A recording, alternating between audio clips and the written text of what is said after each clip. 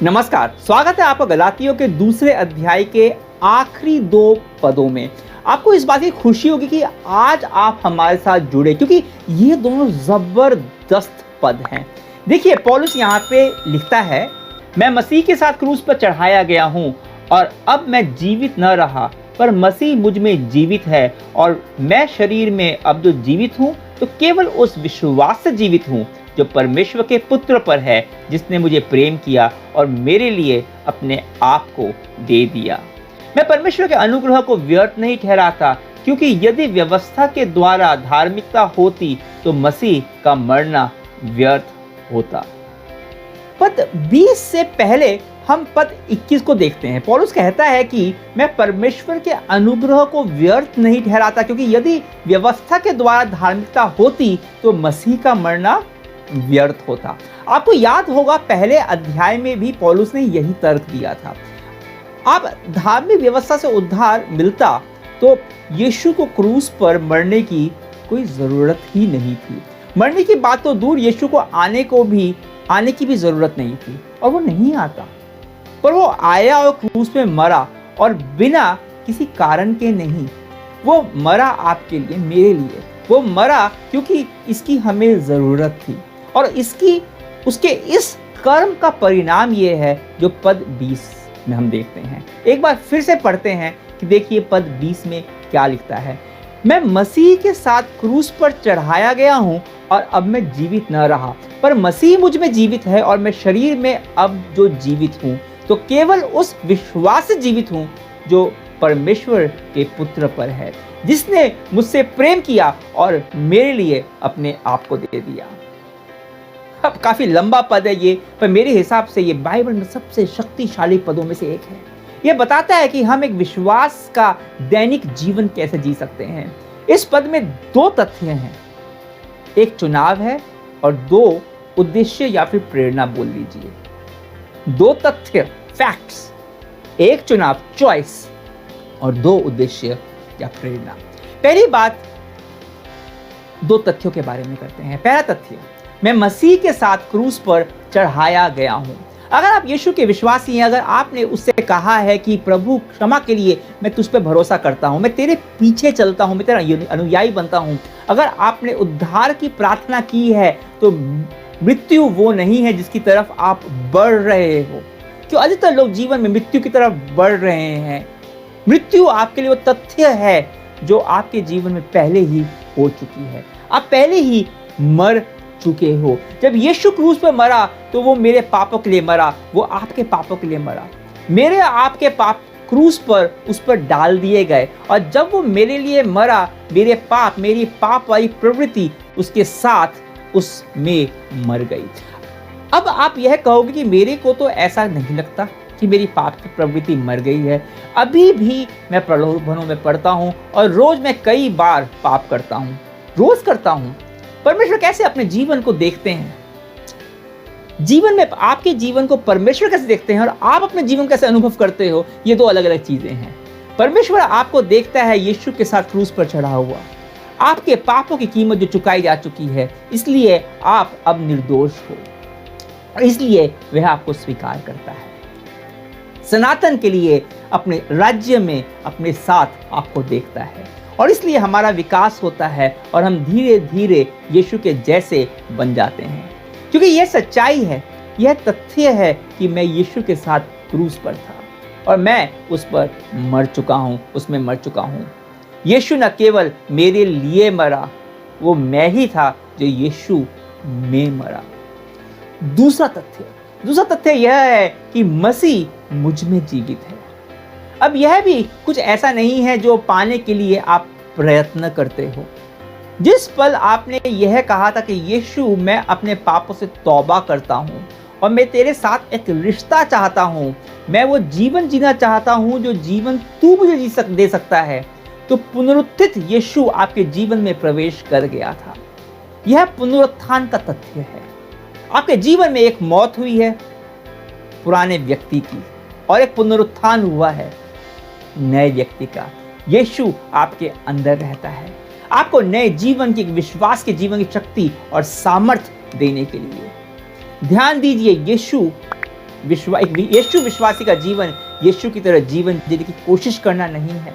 मैं वापस दोहराता हूँ, यीशु विश्वासी का जीवन यीशु की तरह जीवन जीने की कोशिश करना नहीं है, पर यह यीशु को अपने जीवन में, अपने भीतर, अपने जीवन के द्वारा यीशु को जीने की अनुमति देना है।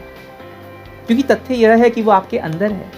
तो यह दो तथ्य, क्योंकि मैं यीशु के साथ क्रूस पर मर चुका हूं और क्योंकि पुनरुत्थित यीशु मेरे में रहता है, इसलिए मैं जिंदा हूं। यह दो तथ्य मेरे जीवन में एक चुनाव लाते हैं, चॉइस लाते हैं।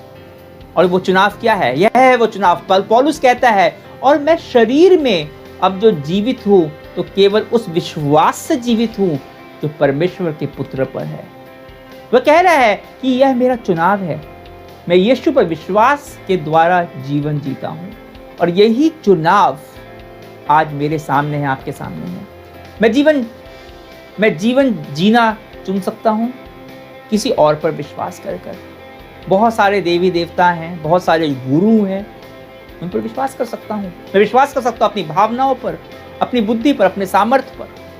आज बहुत सारे विकल्प हैं जिन पर मैं विश्वास कर सकता हूं। पौलुस कहता है, मेरा चुनाव यह है कि मैं यीशु पर विश्वास करता हूं, परमेश्वर के पुत्र पर विश्वास के द्वारा मैं जीवन जीता हूं। और यह चुनाव वह इसलिए कर पा रहा था क्योंकि वह यीशु के साथ क्रूस पर मर चुका था और क्योंकि मसीह उसके अंदर रहता था। उसका यह चुनाव इन दो तथ्य के ऊपर आधारित था। और अगर आप और मैं भी इस तरह का यीशु पर विश्वास भरा जीवन जीना चाहते हैं तो हमें भी शुरुआत इन दो तथ्यों से ही करनी होगी और एक चुनाव करना होगा।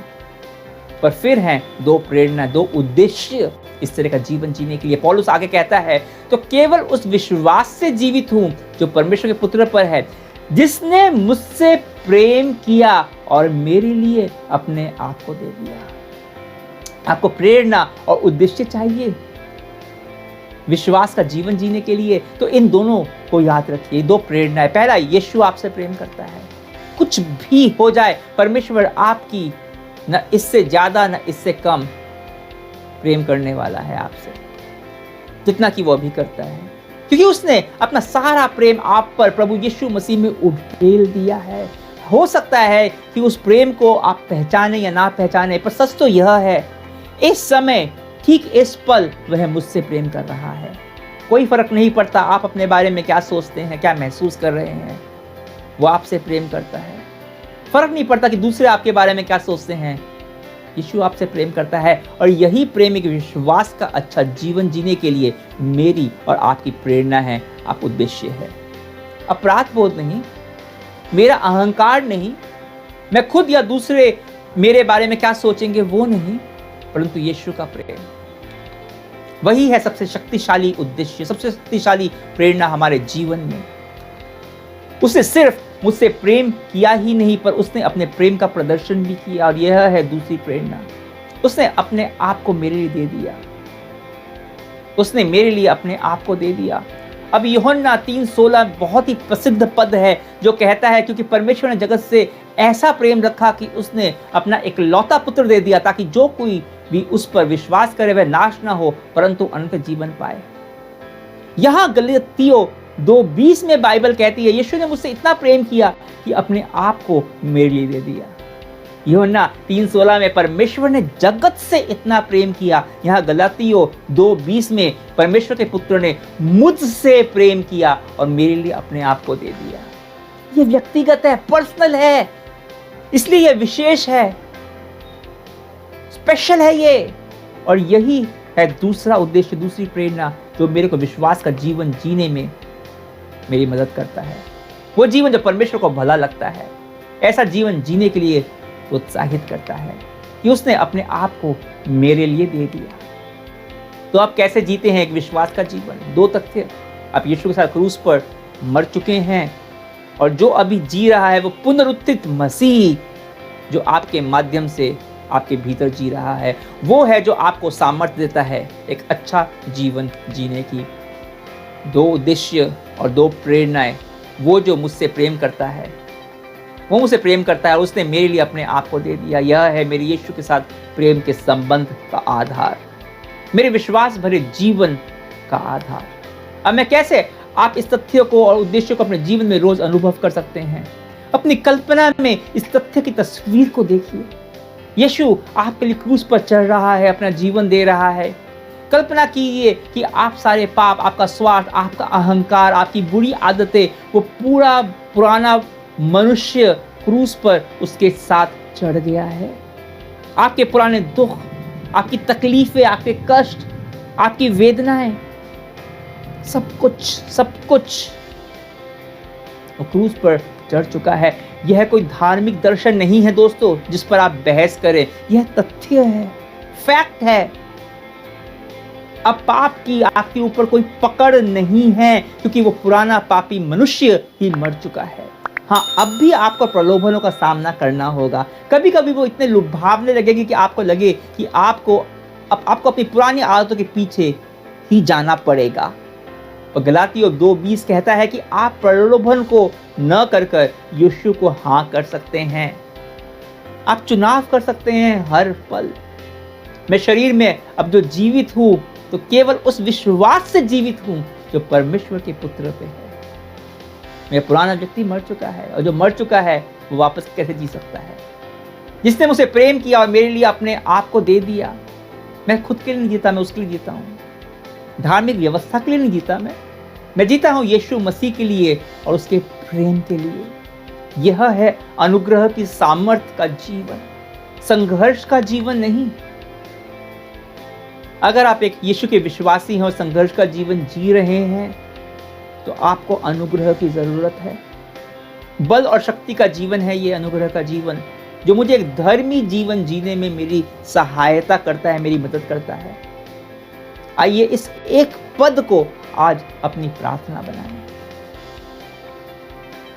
धन्यवाद करते हैं परमेश्वर तेरी असीम योजना के लिए।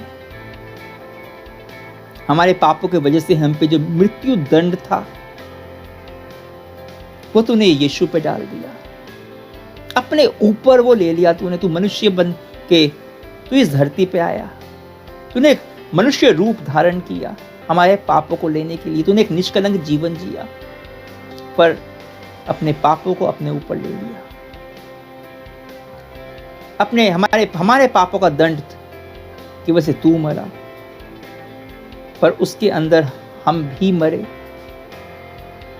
हमारा पुराना व्यक्ति उसके अंदर मर गया, पर मृत्यु तेरे को रोक नहीं पाई। तो 3 दिन के बाद वापस जी उठा। तू वापस जी उठा। वही पुनरुत्थित यीशु हमारे अंदर रहता है, जो हमें सामर्थ्य देता है। हम मर चुके हैं, हमारा पुराना पापी जीवन मर चुका है, हम तेरे में नए बन चुके हैं और ये तेरा अनुग्रह है। और इसलिए हम हमेशा ये चुनाव करते हैं, तेरा चुनाव करते हैं। और तेरा चुनाव इसलिए करते हैं, उसके पीछे की प्रेरणा, उद्देश्य ये है कि यीशु तू मुझसे प्रेम करता है और तूने अपने प्रेम की वजह से तूने अपने आप को मेरे लिए दे दिया। क्योंकि तूने हमसे पहले प्रेम किया, इसलिए मैं तुझसे प्रेम करता हूं, हम तुझसे प्रेम करते हैं। और इस प्रेम के प्रति उत्तर में हमसे अपनी सिर्फ भक्ति नहीं देते, पर हम वो चुनाव करते हैं, करना चाहते हैं जीवन में हर पल जो तेरे को सही लगता है, तेरे को अच्छा लगता है। धन्यवाद करते हैं परमेश्वर। पर हम ये जानते हैं कि जब हम ऐसा करने से चूक जाते हैं तो हमें उसके लिए बाहर नहीं फेंक देता, तो हमें वापस से उठने के लिए अनुग्रह देता है, वापस से तेरे पीछे चलने का अनुग्रह देता है। बार बार धन्यवाद करते हैं। यीशु मसीह के नाम से प्रार्थना करते हैं, आमीन। अगले हफ्ते हम फिर मिलेंगे 3रे अध्याय के साथ, जहां पौलुस पूरे जुनून के साथ कहता है कि हे निर्बुद्धि गलीतियों, किसने तुम्हें मोह लिया है। तब तक के लिए आज्ञा दीजिए। परमेश्वर की महिमा हो।